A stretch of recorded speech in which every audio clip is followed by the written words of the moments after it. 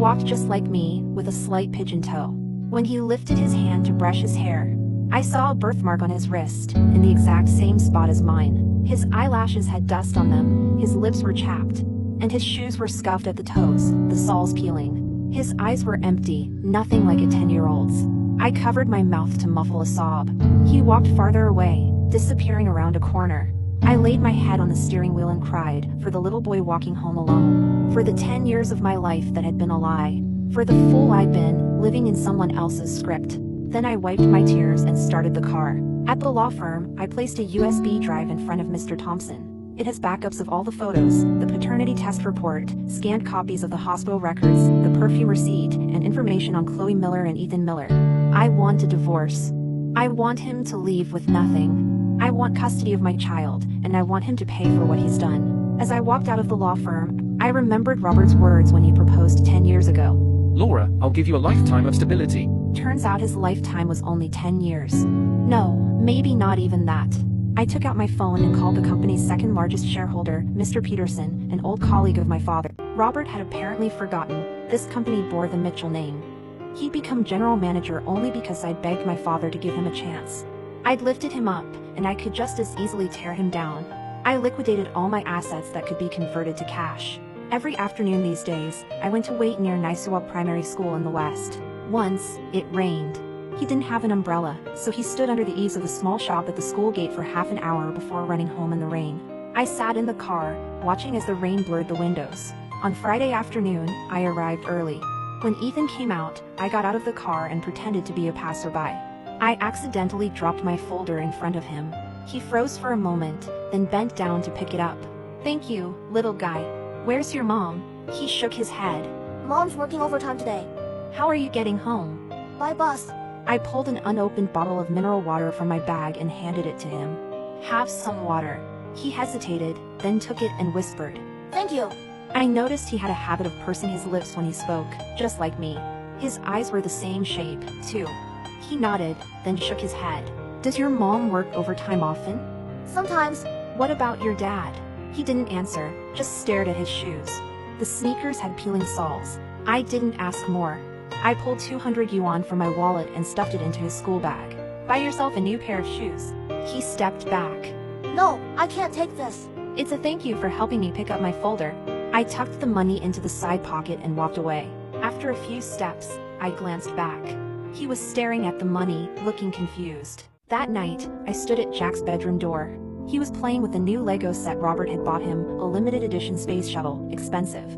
Mom, what's wrong? I walked in and touched his hair. "Finished your homework?" Yep, ages ago. He showed me the model.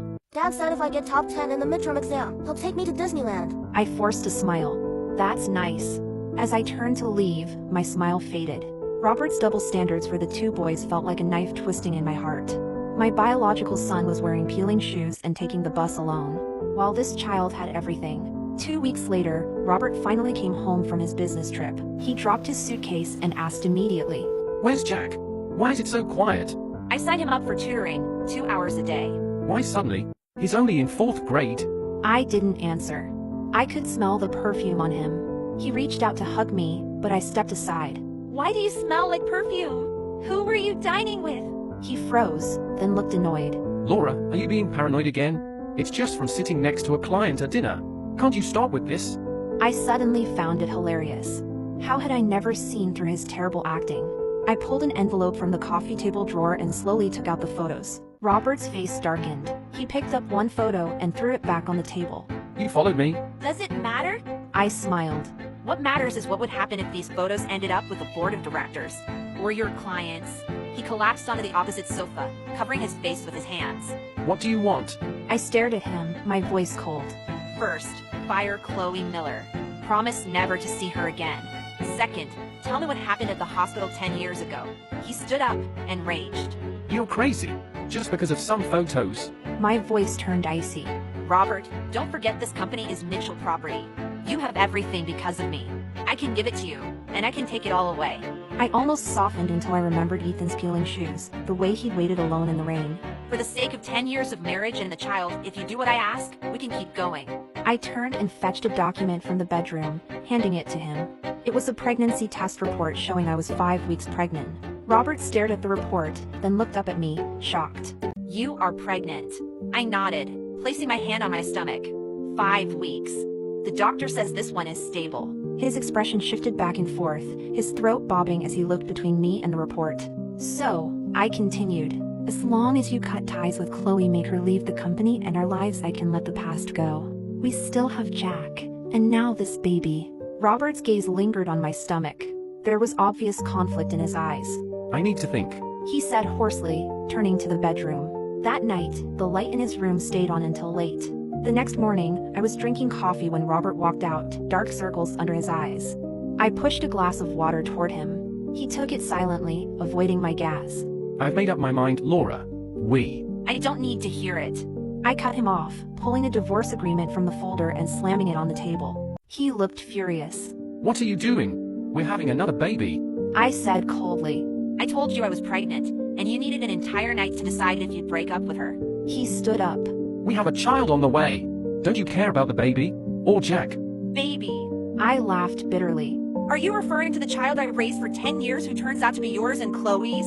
Robert's face turned ashen. He stumbled backward, hitting the table. How did you find out? When? I held up my phone, showing him a photo of the paternity test report. Thanks to the files on your computer password, Chloe's birthday.